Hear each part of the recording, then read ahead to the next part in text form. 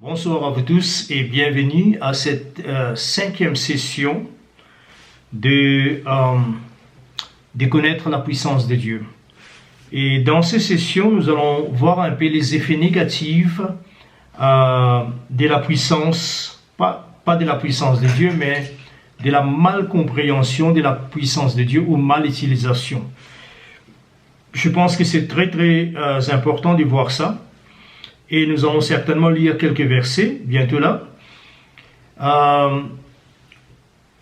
Je crois vraiment, parfois je pense que les gens qui nous écoutent, ils peuvent avoir l'impression comme si nous sommes un peu négatifs concernant les manifestations de la puissance de Dieu qui se trouvent dans certains milieux.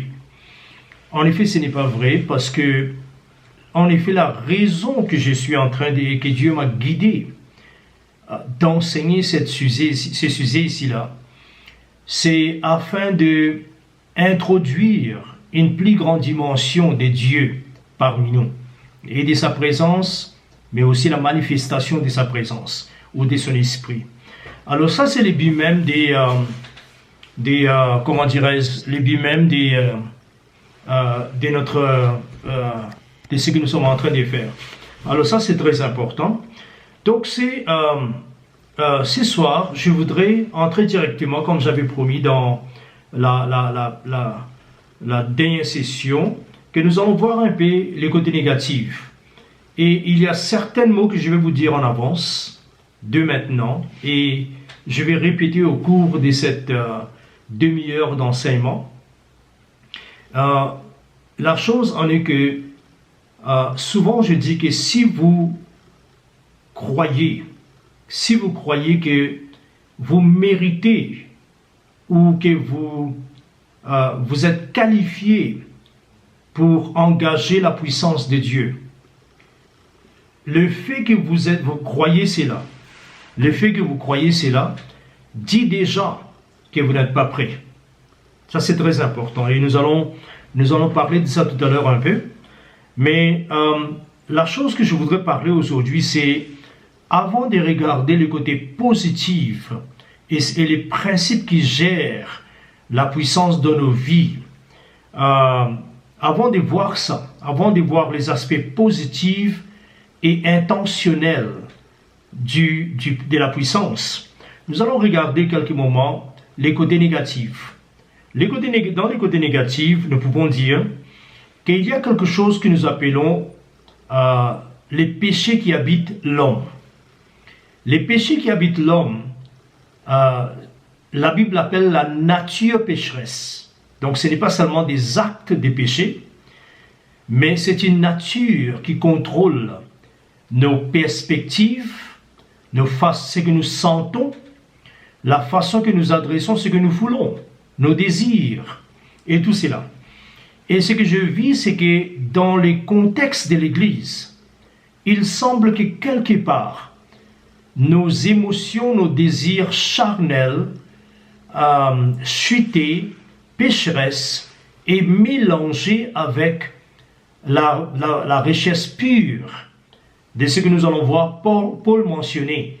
Je vais connaître Jésus-Christ et la puissance de sa résurrection. Pas sa résurrection seulement, mais la puissance qu'il a ressuscité. Il veut connaître cela.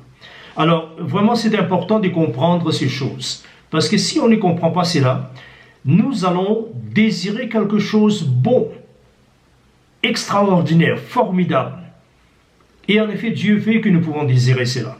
Sa puissance. La Bible nous parle de chercher sa puissance.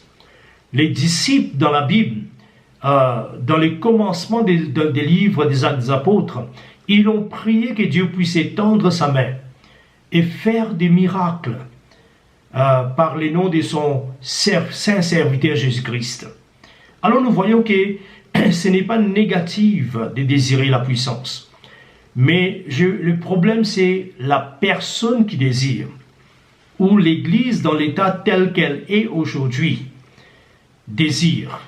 Nous avons trop des gens qui gênent et qui prient, qui font des marathons, et tout cela pour que la puissance de Dieu descende, ou que la puissance de Dieu se manifeste au travers d'eux, ou qu'ils reçoivent des dons.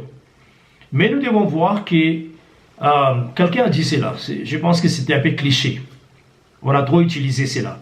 Mais on dit que la puissance corrompt. Et la puissance absolue corrompt absolument. Simple, je pense qu'il y a une vérité capitale dedans.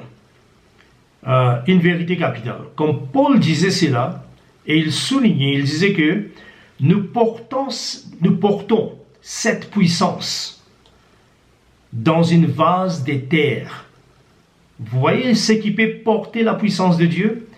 Ce n'est pas notre personnalité glorieuse, ce n'est pas notre éloquence de parler, ce n'est pas notre capacité de créer un empire, mais ce qui peut contenir la puissance de Dieu, c'est une vase d'éther ou d'argile.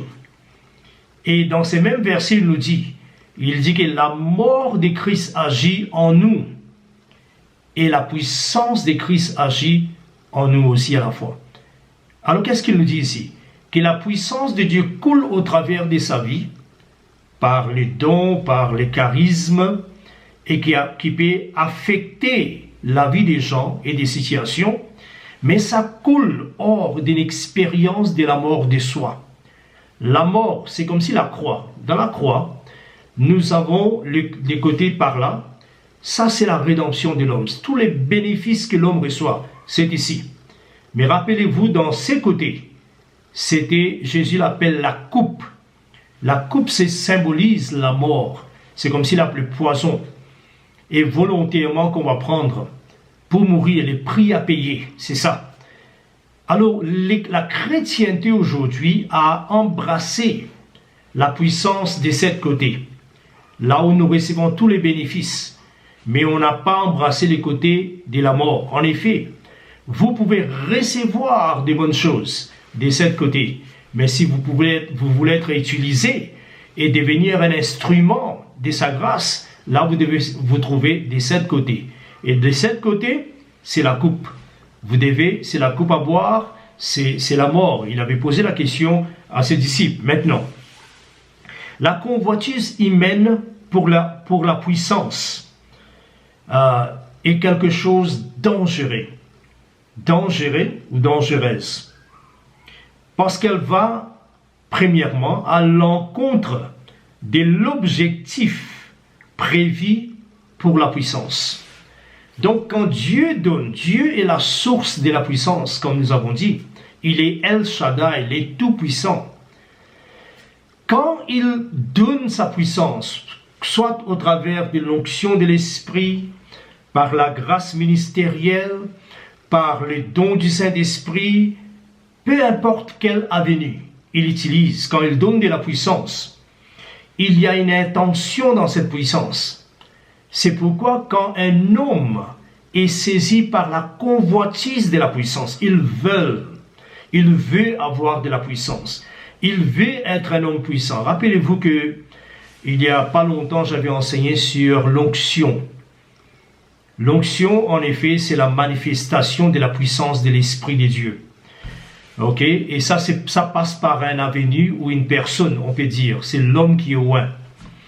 Maintenant, pendant que nous parlons de ça, rappelez-vous que si nous regardons, je pense, Nombre chapitre 30, là où il nous parle de la composition des épices qu'on doit ajouter pour formuler cette huile d'onction, qui est aussi un parfum.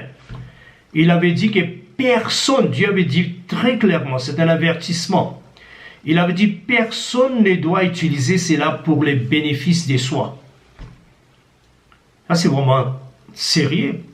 Personne ne doit utiliser l'onction d'huile pour les bénéfices. C'est-à-dire personne, s'il veut aller dans une fête, il dit, ok, j'aime cette parfum, cette odeur que les sacrificateurs, qui émanent des sacrificateurs. Alors ce que je vais faire, je vais voir un peu les ingrédients et la quantité des épices à mélanger pour créer cela, et je vais créer pour l'utilisation privée. Dieu avait dit, si tu fais ça, je vais te couper été séparé du peuple de l'alliance, de mon peuple qui est un peuple d'alliance. C'est-à-dire tu seras privé de toutes les bénédictions. Pendant que tu utilises l'onction d'huile, tu es privé de toutes les bénédictions. Et ça, c'est très très important. Alors nous sommes en train de parler vraiment de ce que nous appelons de ne pas utiliser, parce que rappelez-vous que cette huile d'onction, c'était aussi pour la beauté. Parce que l'huile d'olive, on l'utilisait autrefois au lieu de la crème et les lotions que nous avons aujourd'hui, que les hommes et les femmes utilisent pour quand même enlever les pochesses ou secs ou des choses comme ça. Il utilisait cela pour la beauté. Alors, cette huile n'était pas l'huile autorisée.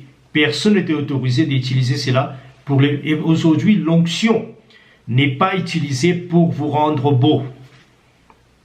Je répète, ça c'est très très important. L'onction n'est pas là pour vous maquiller, pour faire de vous un grand homme de Dieu, un homme extraordinaire, un homme quand il marche, la terre bouge. Non, c'est une abomination de penser comme ça. Et même si Dieu vous a donné une grâce ou une onction, d'utiliser cela, vous allez rendre compte à Dieu. Si vous utilisez cela pour vous, en anglais nous disons beautify, pour vous rendre beau.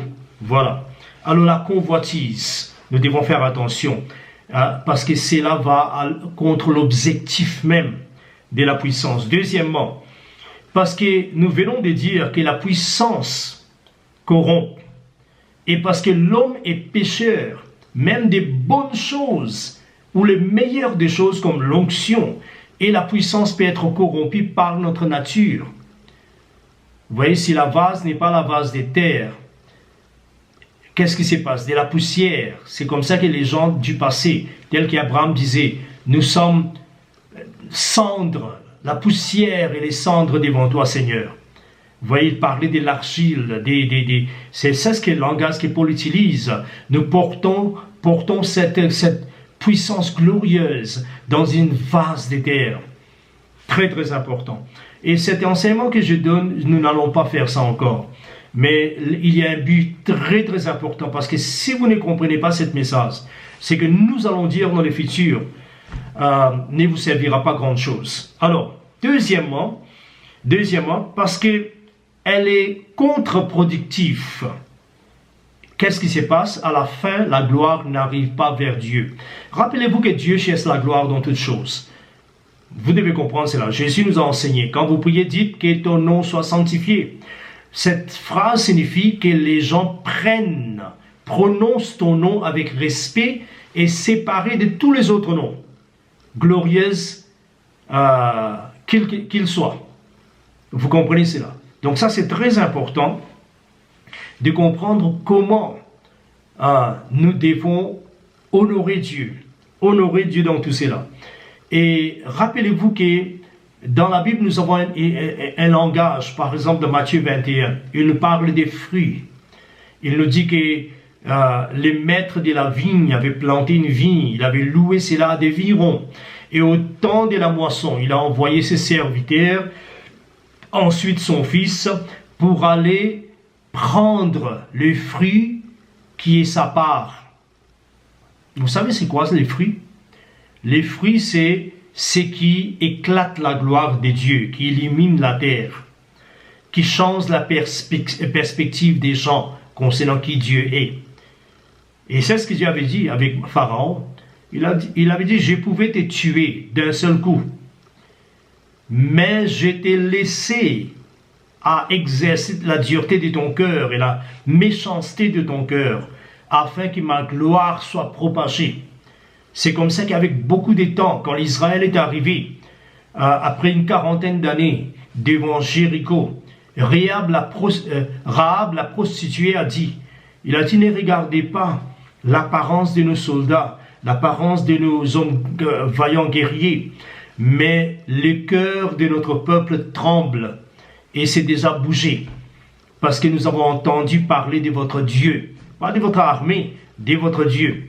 Qu'est-ce que cela signifie? Dieu a utilisé Pharaon pour propager et jeter la crainte et la connaissance de la gloire de Dieu.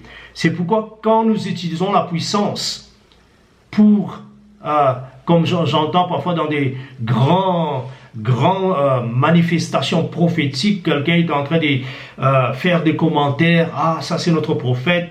Vous voyez, quand vous faites ça, c'est une abomination. Vous voyez, quand vous dites que non, il y a des gens qui ne croient pas, mais c'est un vrai... Écoutez, laissez les gens découvrir si c'est un vrai prophète. Même Jésus a dit, vous savez qu'est-ce qu'il a dit? Quand il a guéri quelqu'un, il a dit, ne dites à personne.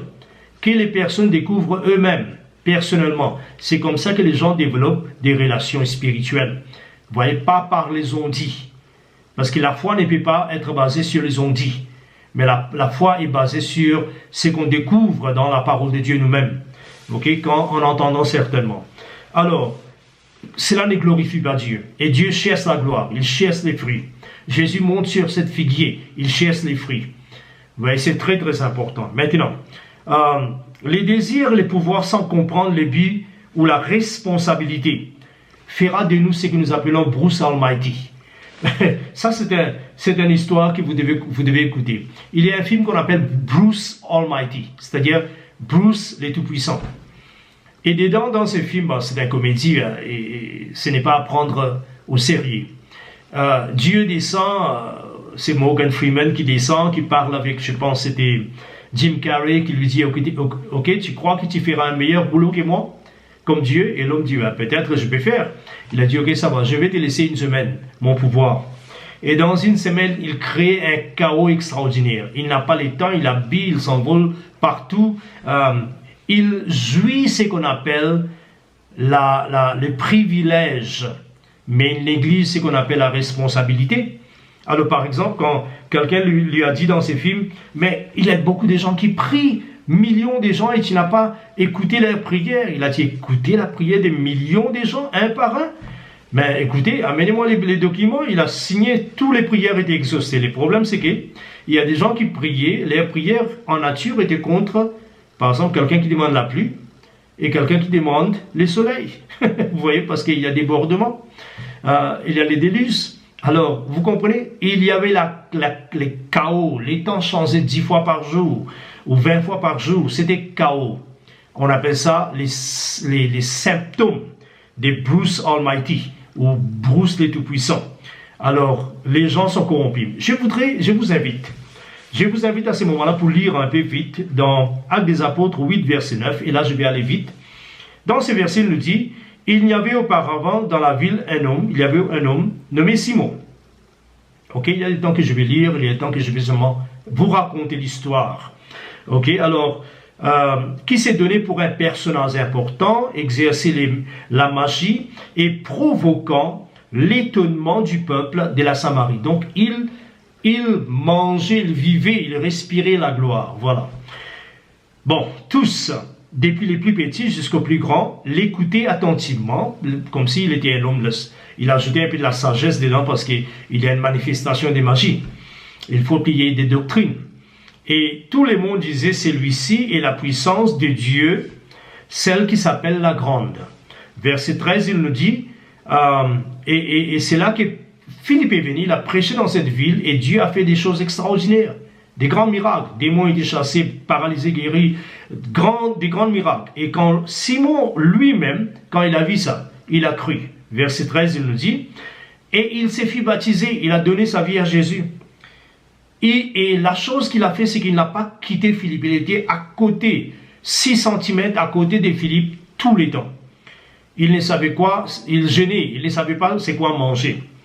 Et il regardait avec étonnement les miracles et les grands prodiges qui s'opéraient par la main de Philippe, par le nom de Jésus. Verset 18, il nous dit, juste après quelque temps de cela, quand Pierre et Jean ont entendu que Samarie, le peuple samaritain, ont reçu la parole de Dieu au travers de Philippe, ils sont descendus comme eux étaient des gens loin de Dieu, apôtres.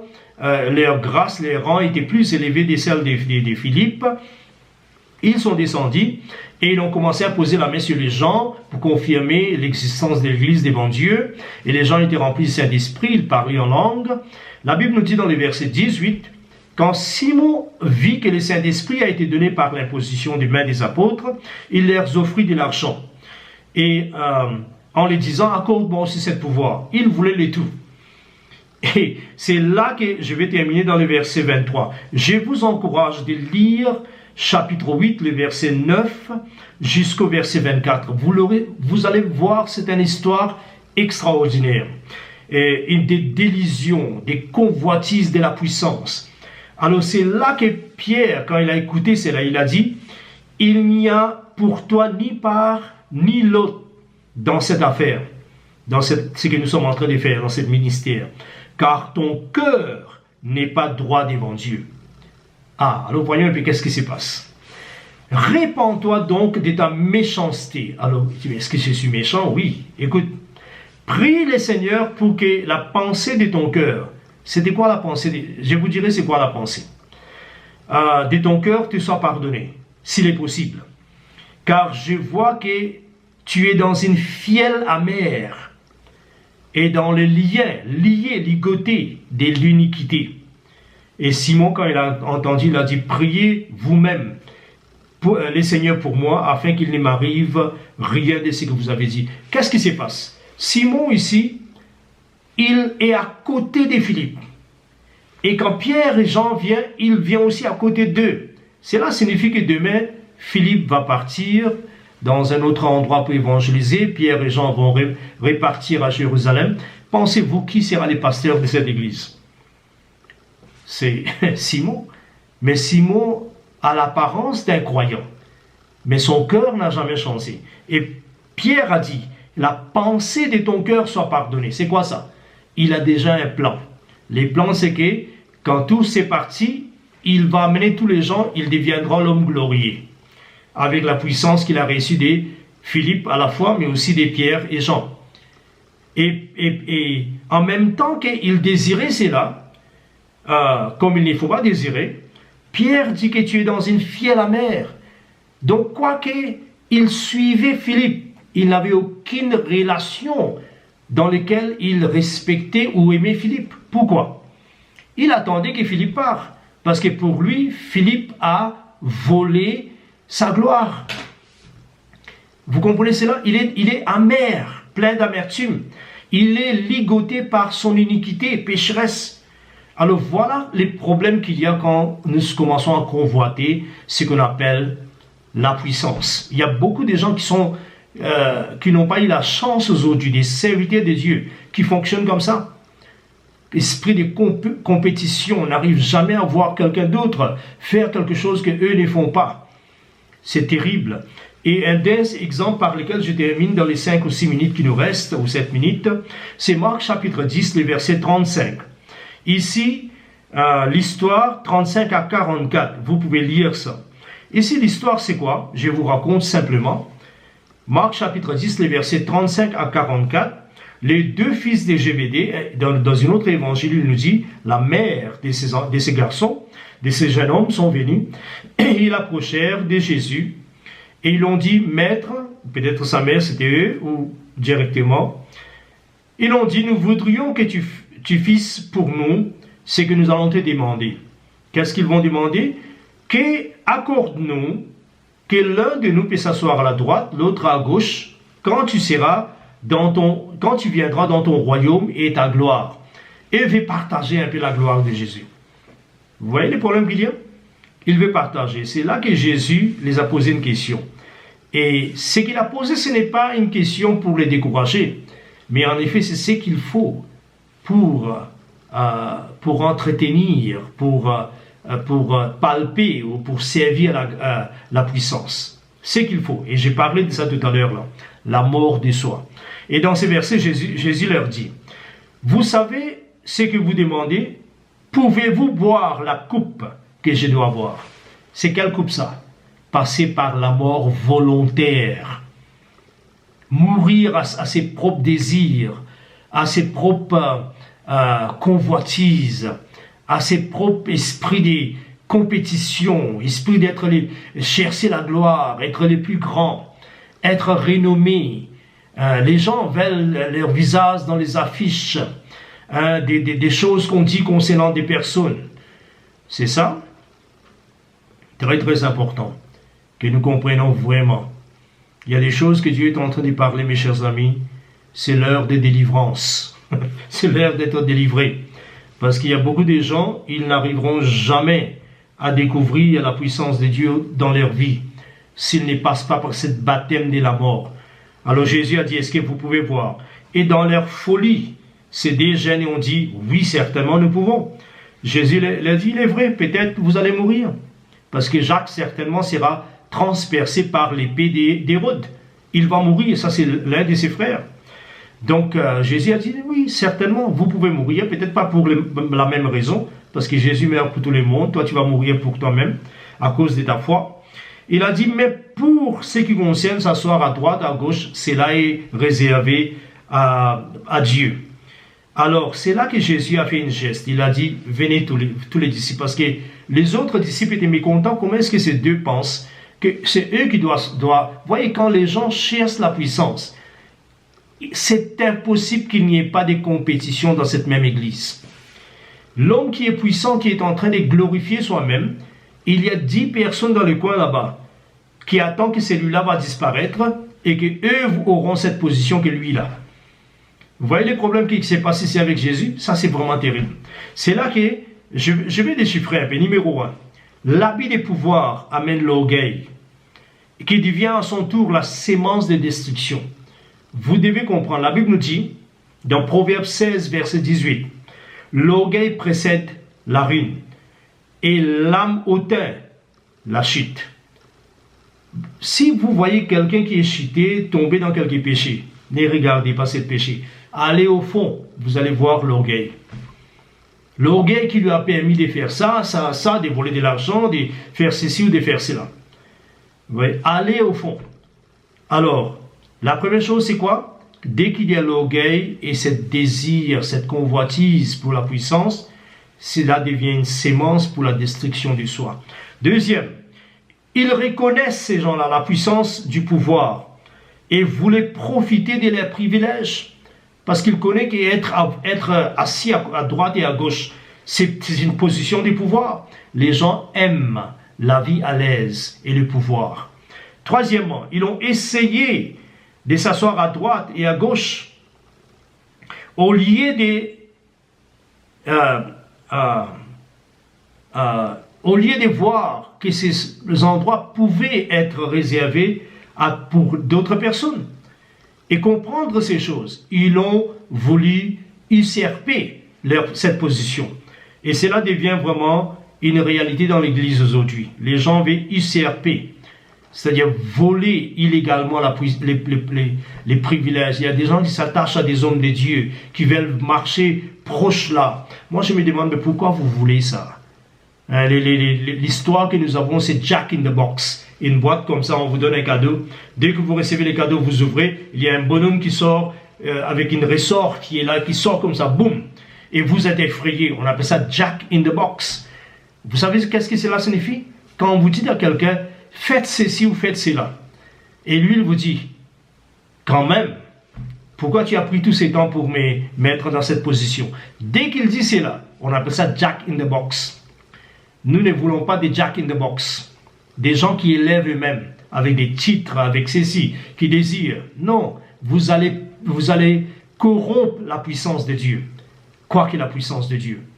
Vous allez chasser des démons, mais il y aura d'autres démons qui vous dominent déjà, pendant que vous chassez des démons. Alors, je termine dans ces versets. Quand nous reviendrons, nous allons voir d'autres choses, mais quelques pensées encore. Dans une minute, je termine. Quelques pensées dans une minute. Ok, alors, qu'est-ce que nous voyons encore? Seules les personnes qui gèrent les pouvoirs sont les personnes qui sont mortes. Je viens de parler de ça. Et je parlais d'une conversation dans un film qui s'appelle Gladiateur. Et c'est intéressant qu'il y a des principes pareils dans des films. Et il y avait une personnalité dans ces films qui était l'empereur de Rome. C'était Marcus Aurelius. Marcus Aurelius, véritablement, dans l'histoire, il a été l'empereur de Rome. Je ne sais pas l'autre qui s'appelle Maximus, qui était le général du Nord. Je ne connais pas vraiment si cette partie de l'histoire est vraie. Mais il y a une conversation entre ces deux personnes. C'est là que, parce que Marcus Aurelius avait un fils qui s'appelle Commodore. Commodore est devenu l'empereur. Mais il ne voulait pas, selon le film, il ne voulait pas que Commodore devienne l'empereur parce que c'était un homme déréglé, non discipliné, un homme qui ne savait pas qu'il aimait les pouvoirs. Alors quand il parlait, Marcus Aurelius, l'empereur, parlait avec ses généraux, il a dit, j'ai un dernier travail. Il a dit, qu'est-ce que tu vas faire? La guerre est terminée, il n'y a plus de terre à conquérir. Alors lui, il dira, mais je vais entrer en Espagne, je vais entrer dans ma maison et faire la ferme. Cultivation. L'autre a dit, je sais que ton cœur est là. Tu n'aimes pas des grandes choses. Mais il y a une dernière mission que je vais te donner. La mission, c'est quoi? Deviens l'empereur. Dès que tu deviens l'empereur, moi je suis trop vieux pour faire ça, tu remets les pouvoirs aux sénateurs, créer les républiques. Et lui, il a dit, mais non, moi je ne vis pas ça. Et vous savez qu'est-ce que l'empereur a dit? L'empereur a dit, Maximus, ça c'est la raison pourquoi tu as besoin de ça. Parce que tu ne veux pas de ça. Vous savez quand est-ce que vous êtes prêt à recevoir et manier la puissance de Dieu, administrer la puissance de Dieu? C'est quand vous ne voulez pas. Quand vous ne voulez pas. Alors, ça c'est il y a deux façons. Jésus a dit que nous pouvons utiliser les pouvoirs. Il a rassemblé ses disciples. Une façon c'est comme les païens. Il veut être des bénéfacteurs, il domine sur les gens. Il a dit, mais les vrais pouvoirs de Dieu, il a dit, le plus grand parmi vous sera votre serviteur. Vous devez devenir le plus grand que vous devenez, le plus grand serviteur vous devenez. Alors je voudrais terminer ici, mes chers amis. J'espère que cela vous a aidé, vous a amené dans une bonne position, afin que désormais, quand nous allons faire la session 6, et nous commencerons à parler sur la puissance de Dieu dans son administration variée et multiple, vous allez bénéficier de ça. Voilà, que Dieu vous bénisse. Et ma prière, et je voudrais prier un moment pour vous, ma prière c'est que Dieu puisse briser le pouvoir de soi et qu'il puisse amener la grâce dans vos vies.